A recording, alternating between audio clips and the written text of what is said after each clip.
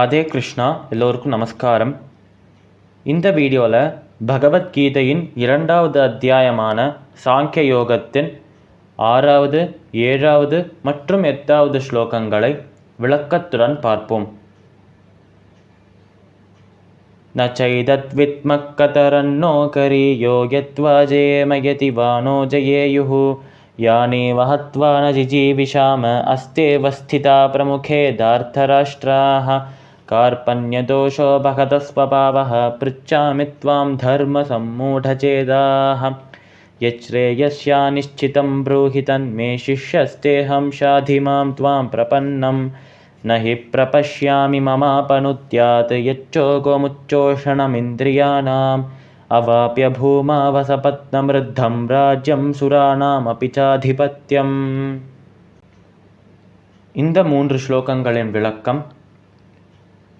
நம்ம அர்ஜுனன் கிருஷ்ணரிடம் பேசிக்கொண்டிருப்பதை பார்த்து வருகிறோம்.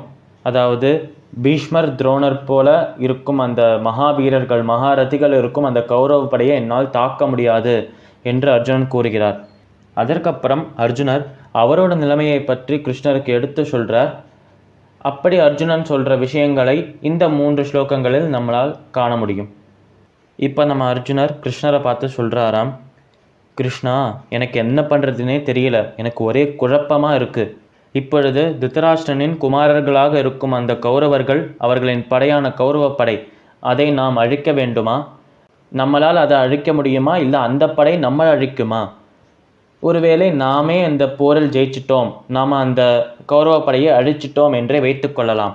அப்படி அந்த கௌரவ படையை அழித்ததுக்கப்புறம் நம்மளால் சந்தோஷமாக இருக்க முடியுமா கிருஷ்ணா என்று கேள்வி கேட்குறாராம் நம்மளோட அர்ஜுனன்.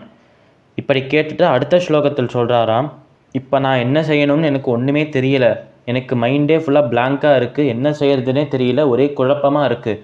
இந்த ஒரு நிலைமையில் உன்னை நான் குருவாக ஏற்றுக்கிட்டு உன்னிடம் நான் சிஷ்யனாக சேர விரும்புகிறேன்.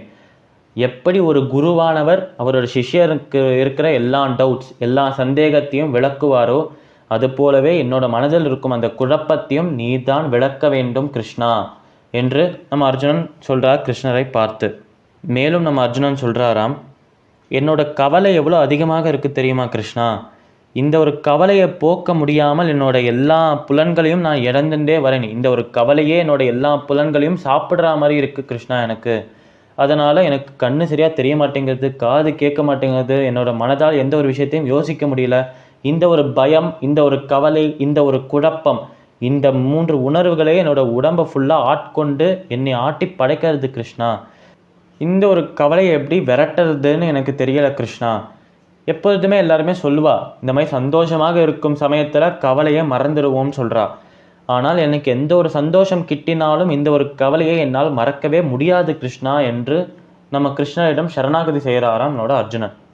அதனால் இந்த ஸ்லோகங்களில் தான் நம்ம அர்ஜுனன் அவரோட நிலைமையை முழுசாக கிருஷ்ணரிடம் கூறி அவரிடம் சிஷ்யனாகவே சேர்ந்துட்டார். நீ தான் என்னை காப்பாற்றணும் என்று கிருஷ்ணரிடம் சரணாகதி செய்கிறார் நம்மளோட அர்ஜுனன். பகவத்கீதையின் 2வது அத்தியாயத்தின் 6வது, 7வது மற்றும் 8வது ஸ்லோகங்களின் விளக்கம் இதுவே. சமஸ்தலோகாஹ சுகினோ பவந்து. சர்வம் ஸ்ரீ கிருஷ்ணார்பணமஸ்து.